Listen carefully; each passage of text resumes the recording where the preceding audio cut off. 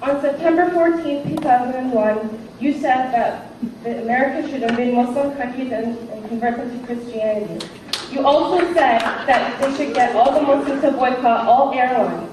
When asked what the alternative modes of transportation were, you suggested flying carpets.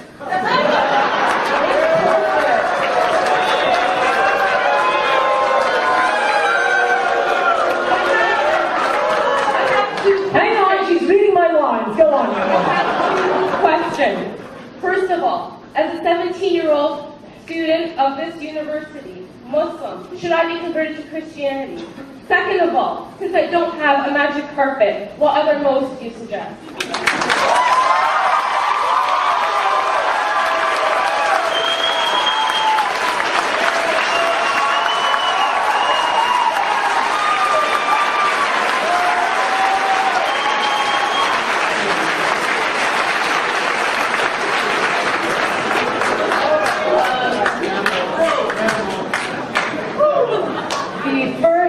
You dropped a line from the first quote. It was invade their countries, kill their leaders, and convert them to Christianity.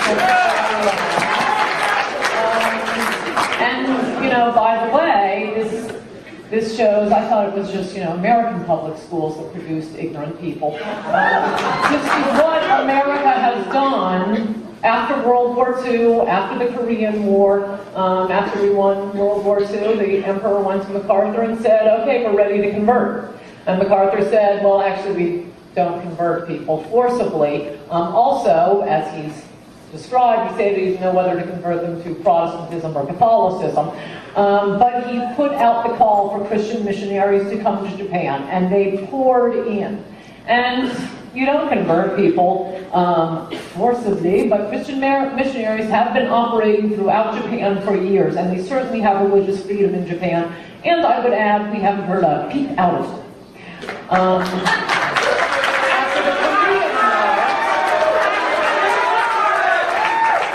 You might learn something. After the Korean War, this exact same thing happened. A call was put out for Christian missionaries to go into South Korea. The Christian missionaries poured in, and it is one of the greatest success stories of Christianity. You'll see in, at least on American college campuses, what mode of transportation? Take a camel.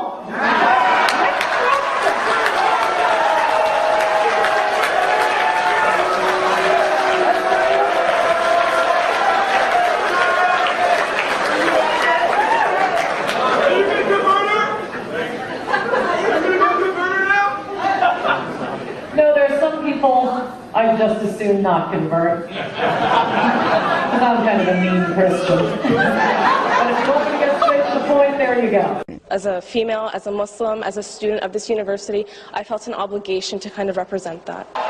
I got up and left because it was absolutely ridiculous. She's talking about political correctness, and right there she blatantly she stabbed me in the heart. That was rude. Use your camel? I mean, come on. Tell me how much you know about being black. Well, this isn't about being black. Well, but you just said, you just made all these statements about how black people feel. Tell me how you know that. Yeah, you did. This is not a book about black people. It is a book about white liberals. And I do know, and this is a fact, that once for years, Republican policies on crime and welfare, for example, were called racist. When they finally got implemented, after the O.J. verdicts, I might add, by crime Giuliani in New York, Reagan and Bush judges overall, tens of thousands of black lives were saved. That is a fact. I don't have to know about being black, but I know because to be dead. Your facts are just a little shaky. I mean, you're saying that because black people, because liberals are what? Because liberals have abandoned black people now because.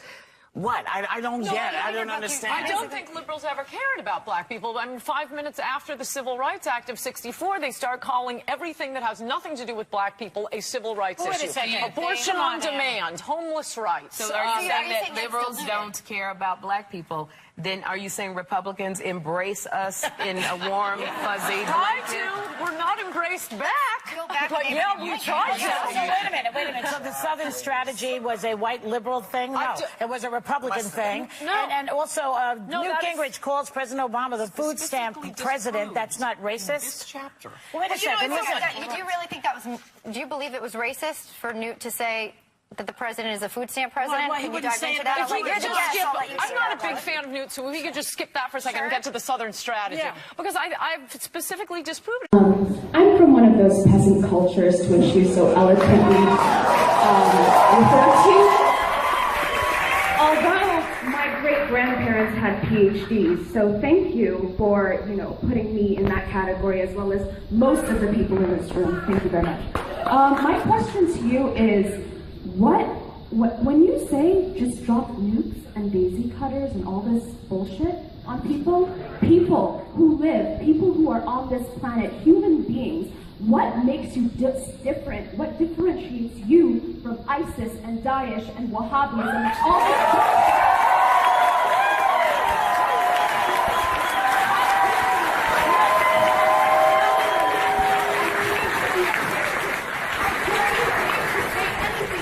Jesus Christ and wear that cross around your neck. How dare you? Why are you here?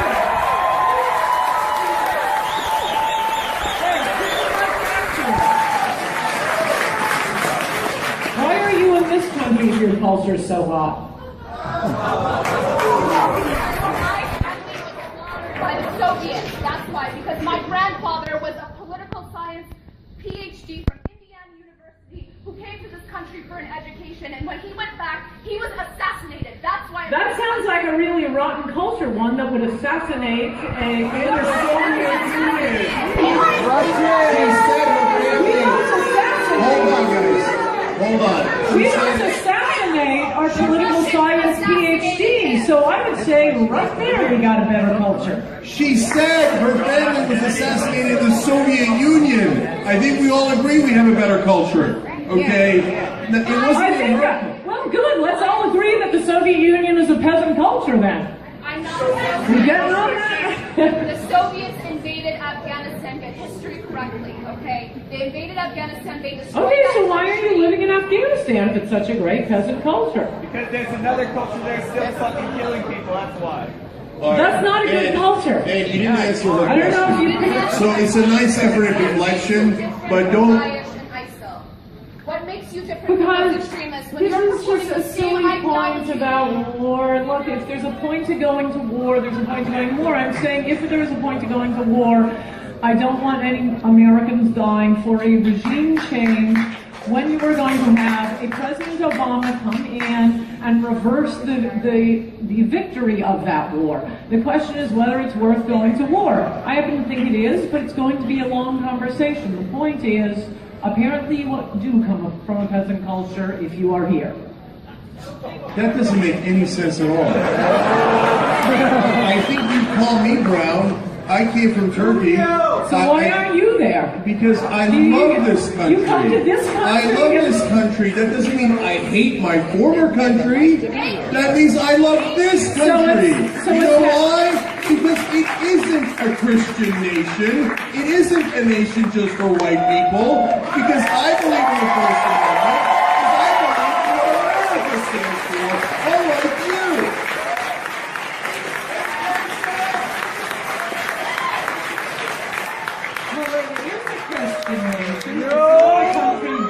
For white people, but it was a country created by white people, and the only way to keep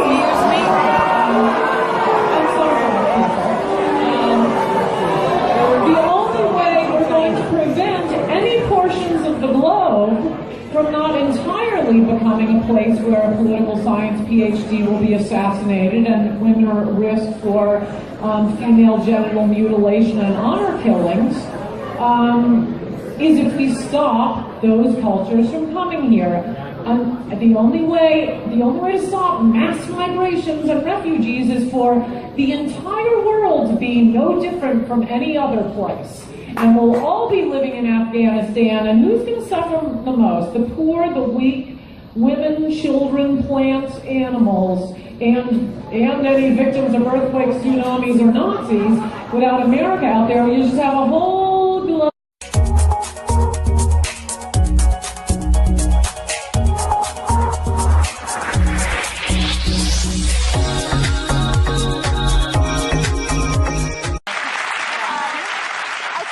We've all had been discussing your book on camera. Yes, I've heard. So good, you should be pleased. So Whoopi would like to I just have a couple questions, actually. In your book, you devote an entire chapter to single mothers. Yes. And what happens to children raised in single-parent homes. You title the chapter, Victim of a Crime, Thank a Single Mother. What is your issue with single mothers? Because I know you don't have any kids. I mean, maybe you have stepkids. I don't know. I shouldn't say that. But, and I just, before you answer, I just want to say, you said that single motherhood is like a farm team for future criminals and social outcasts. 70% of inmates in prisons come from single-parent homes. Hollywood actresses using single motherhood as a way to promote their careers. And it says, you say it's very selfish for a single mother to have a baby without a father. So I'm wondering. Yeah, well, we now have 30 or 40 years of social science research. I mean, I'm just citing, this is, dressed up numbers crunching. I'm just giving the numbers. 80% of the inmates in prisons were raised by single mothers. About 70% of the runaways of the child, juvenile delinquents, juvenile murderers, juvenile rapists, raised by single mothers. And the point is, this didn't happen by accident. The illegitimacy rate alone has gone up over 300% since 1970. And as I describe in my book, this was a specific plan by the left, attacking the nuclear family. The most famous example. Go back to the. I know you want to. I'm sorry. I know you want to do this whole left thing because that's what you do. That's your act. No, but what I do want to. But I do want to know because a lot of what you've cited in terms of this, just specifically this, is based on sort of not great research, because we've seen this research discounted time and time again. But why would you say Hollywood actresses using single mother? I take offense to that, of course, as you can understand, because having been a single mother, I don't think it was something I used as a tool. The point is, well, I don't think you've done it in the last few years, and this is, it has become... Are you talking about in the, I'm sorry, say this again? You talked about you're talking about actresses in the last few years. Right, that's why I say it's the new thing, as opposed to the sex tapes. Why don't you come down as hard on the fathers who aren't there, rather than the women who actually raised their children? I'll answer that, because the title is Guilty Liberal Victims and Their Assault on America. And the point of the book is, in example after example, of how people play the victim, are exalted in this society, have doors open for them, when in fact they're the ones victimizing others. I've never heard anyone say, unsung heroes, unwed fathers. How does he do it? He has 4 children with 3 different mothers. How did he have the time to do that? You do have, as I describe in that chapter, Hollywood, mainstream media, the New York Times, women's magazines exalt. Ann Coulter is here. The always controversial conservative author is out with a brand new book. She rails against liberals for always playing the victim game. She says the Democrats and liberals in the mainstream media are trying to destroy America. She's also claiming that after we canceled her appearance here yesterday, that we were banning her for life from the Today Show. So it's going to be fun talking to her in just a couple of minutes when Ann Coulter joins us live. All right, I'm getting out of here. No. Her latest book is Guilty Liberal Victims and Their Assault on America. Ann, good morning. Nice to have you here. Good morning. It's great to be here. I want to talk about Burris in a second, but let me just get to this little controversy. You've been all over the blogs in the last day or so. We canceled your appearance here on Tuesday.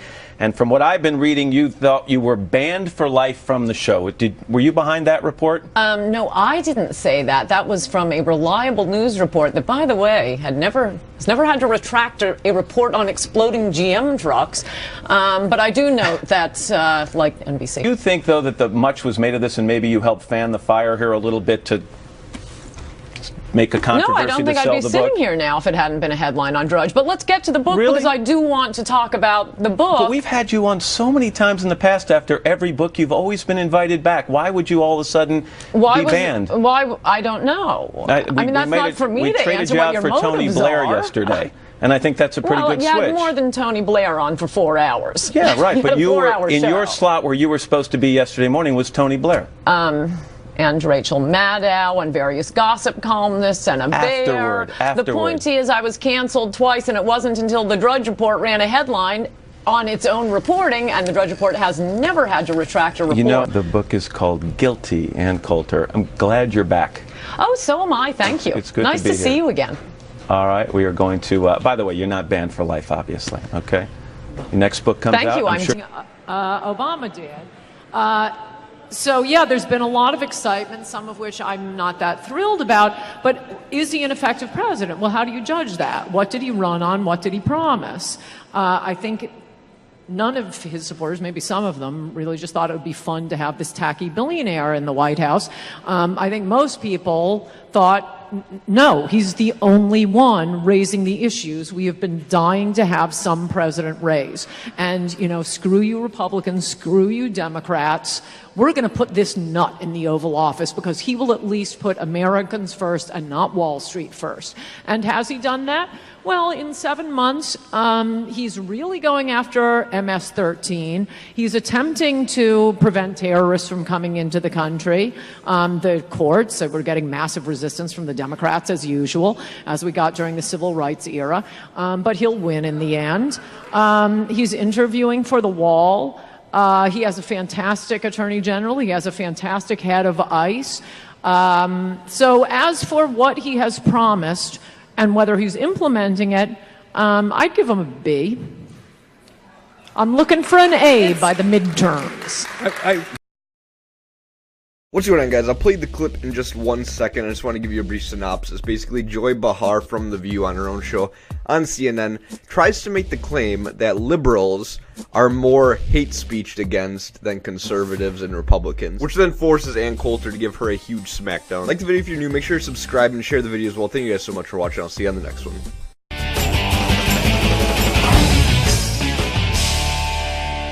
Now, you know, Ann, I have to tell you, Anthony Weiner had some white powder sent to his house with a threatening letter. And, you know, Louise Slaughter had a brick thrown into her storefront. Stupak is getting threats. People are putting coffins on Democrats' lawns.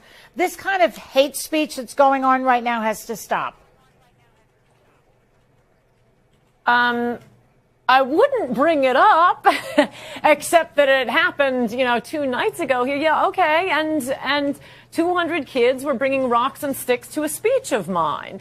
And I've gotten white powder, and I've been attacked on my property. You don't hear conservatives whining about it all the time. A liberal gets one piece of hate mail, and suddenly Paul Krugman is blubbering on the op-ed page of the New York Times. That's why, by the way, I mean, the only thing responsible people can do, responsible people on air, responsible elected officials, is to try to give public figures some privacy. In a country of 300 million people, there are going to be some crazy people out there. And I note that it has become a passion of people on a different cable network to reveal the addresses of conservatives.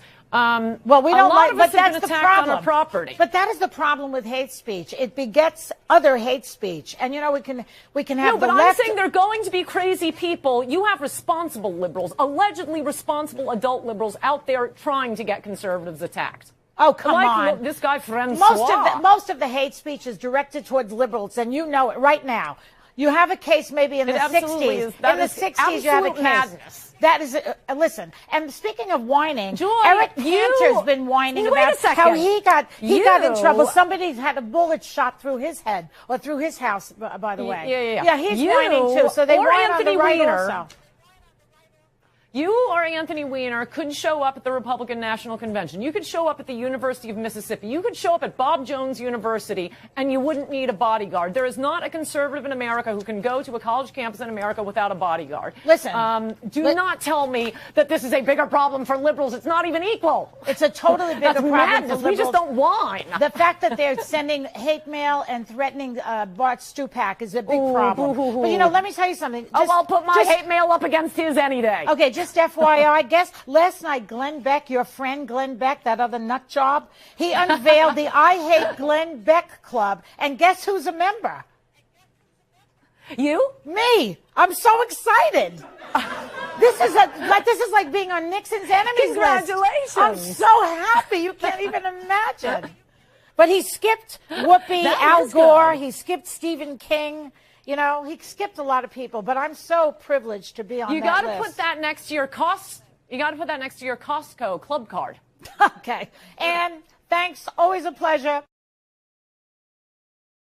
She's been called everything from a pundit extraordinaire to a right-wing telebimbo. But one thing Ann Coulter has not been called is understated. In her latest book, Slander, Liberal Lies About the American Right, the controversial author takes on big media, big government, and most of all, liberals. Ann Coulter, good morning. Nice to see you. Nice to see all right, you. So your main thesis, Ann, is that liberals really misrepresent conservatives and the conservative movement. Isn't that accurate? Yes, a little bit more than that, and that is that political debate with liberals is basically impossible in America today because liberals are calling names while conservatives are trying to make arguments. And when every one of your arguments is characterized as an attempt to bring back slavery or resegregate lunch counters, it's a little hard to have any sort of productive debate. I mean, I have no problem with invective, obviously, but the name of my book isn't invective, it's slander, and I think there ought to be a point to the invective. What are some of the big liberal lies that are out there in your estimation?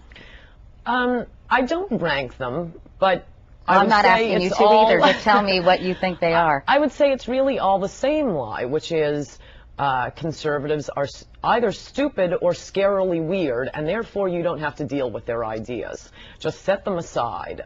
This is a crazy person. It's a Nazi, someone who wants to engage in racism, sexism, homophobia. So don't listen to that person's ideas. Take a quote out of context and dismiss that idea. The idea that Ronald Reagan was stupid, which I document at great length in my book. I mean, that is a stunning, stunning fact. The man, the bumbling old guy who won the Cold War, the way he was demeaned and attacked as being stupid.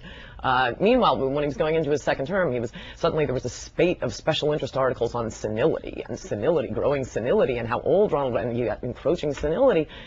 Meanwhile, half of the Supreme Court justices were older than he was, and I didn't notice any of the liberal media asking that Justice Thurgood Marshall or Justice Brennan or Justice Blackmun resign, though they were deciding life and death issues from the Supreme Court. I think I do have to bring up a section of the book where you talk specifically about me, and this is not where you call me the Ava Braun of liberalism, which I'll ask you about. The affable. Oh, thanks. That makes me feel so much better. But you talk about the media bias against Ronald Reagan, and use a quote and open from the Today Show where we say, an airhead, Ronald Reagan is an airhead, and we're quoting Edmund Morris. But frankly, in the book, you make it sound as if I was saying that rather than Edmund Morris. And I guess one of your problems is with even using that is that he said he was an apparent airhead, and we failed to say apparent airhead. And during the course of the interview with Edmund Morris, I really conducted an extremely challenging interview with him because he did eviscerate Ronald Reagan in his book. It was a very, very unflattering portrayal. The Reagans were very unhappy with it. Conservatives were very unhappy with it. Afterwards, Edmund Morris was unhappy with the interview, and Nancy Reagan called to thank me for my line of questioning. So I'm just wondering how that jives with your contention that somehow I'm a Ronald Reagan basher. Well, I didn't call you a Ronald. I do know what the Democrats' presidential candidate said about those abuse photos. He blamed it on the American character. If we're going to have hate speech, when John Kerry says... He didn't blame it on the American character. No, don't talk over each other. He didn't.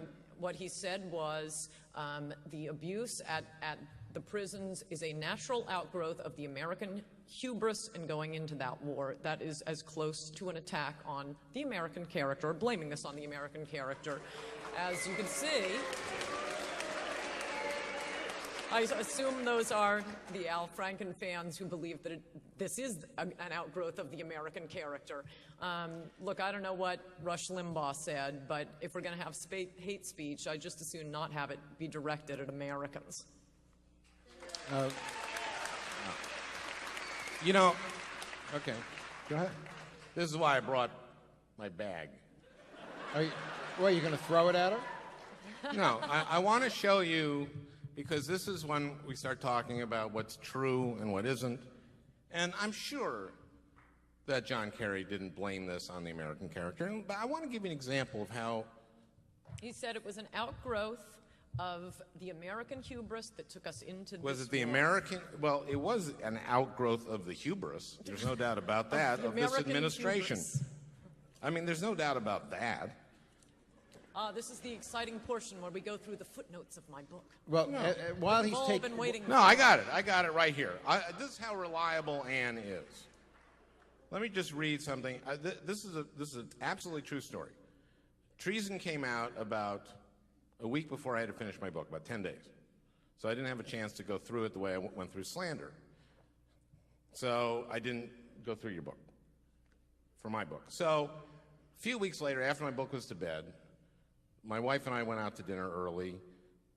I put Treason in my library with the books. And my wife and I are going out the back way. She'll autograph it for you if you'd like. Yeah, I'm sure.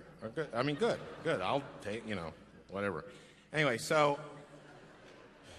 Franny's coming with me, and she says, I got to put on lipstick. So she goes back to get on some lipstick, and I look in the bookshelf, I see Treason, I say, Andy, that was my assistant, I said, I bet you I can find a lie in the book before Franny gets her lipstick on.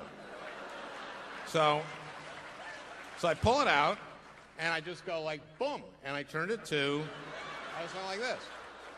And I turned it to, and I scanned the pages, and I see New York Times. And whenever I see New York Times, I know Anne's lied. So here it is. New York Times columnist Thomas Friedman sniffed that racial profiling was not, quote, civilized. He blamed 20 years of relentless attacks by Muslim extremists on, I quote,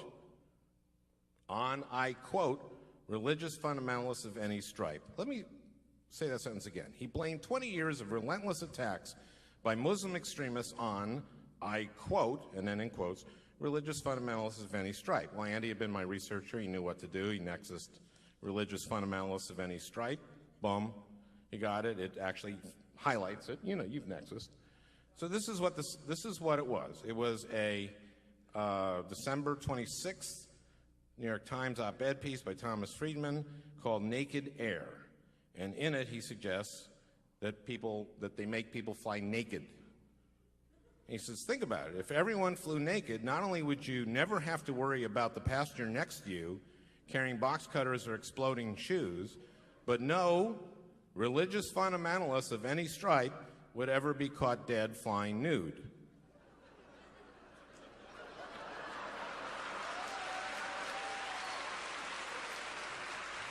But let me read the sentence again, Ann.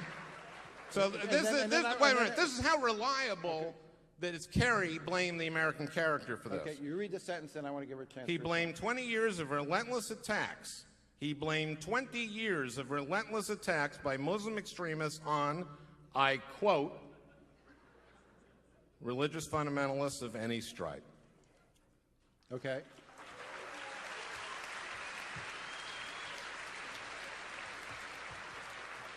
You don't have a backpack, but... No, I do have a watch, if you could keep an eye on it for these long, boring stories, because I would like equal time. And I am trying to give everybody equal time. Please go ahead.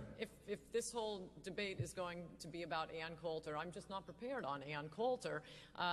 Liberals think that you can't paraphrase an article. You actually, conservative books would be nothing but an Encyclopedia Britannica of the entire droning, boring article. You have to attach them all. You can never paraphrase something. My paraphrase was absolutely accurate. Thomas Friedman is talking about how to keep the airline safe after 9/11, after 20 years of relentless attacks. Senator Norm Coleman. Okay. Oh, that polite decorum of the liberals.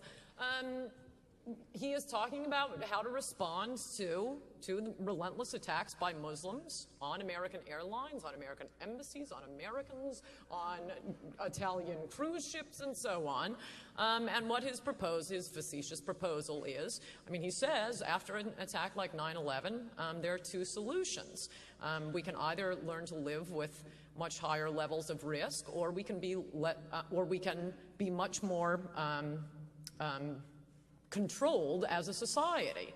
On a side note, I have another solution. It's a little something I've worked up. I like to call it racial profiling. But his suggestion is that we fly naked because two advantages to that. One is you'd catch the guys with the box cutters, and second, it would be a deterrent to religious fundamentalists of both stripes, or of all stripes. That is Muslim extremists. We really, you know, I hate to shock liberals on this one, but the Amish extremists have been very quiet recently. The Mormon extremists have been very quiet recently. They're not the ones we need to be looking for at airports. This nation is under attack, and the refusal of the left to admit after a dozen attacks on America and America's interests by men who have identical hair color, eye color, skin color. You could use one of those paint chips for the skin color. All speaking Arabic to one another. Half of them are named Muhammad, but liberals pretend we have no idea who we're looking for. But they're testy George Bush didn't stop 9/11. But don't look for, Arabic men speaking, or rather Muslim men speaking Arabic to one another, named Muhammad. To have with us Ann Coulter. Good morning. Good morning. I think we've all been discussing your book on camera. Yes, I've heard. So, good, you should be pleased. So, Whoopi would like to I just start. have a couple questions, actually. In your book, you devote an entire chapter to single mothers. Yes. And what happens to children raised in single-parent homes. You title the chapter, Victim of a Crime, Thank a Single Mother.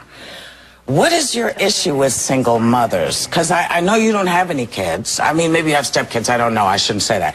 But, and before you answer, I just want to say, you said that single motherhood is like a farm team for future criminals and social outcasts. 70% of inmates in prisons come from single-parent homes. Hollywood actresses using single motherhood as a way to promote their careers, and it says, you say it's very selfish for a single mother to have a baby without a father. So I'm wondering. Yeah, well, we now have 30 or 40 years of social science research. I mean, I'm just citing, this is,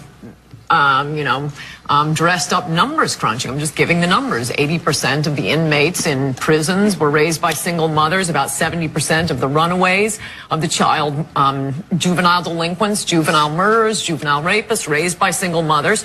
And the point is, this didn't happen by accident. The illegitimacy rate alone has gone up over 300% since 1970. And as I describe in my book, this was a specific plan by the left attacking the nuclear family. The most famous example. Go back to the.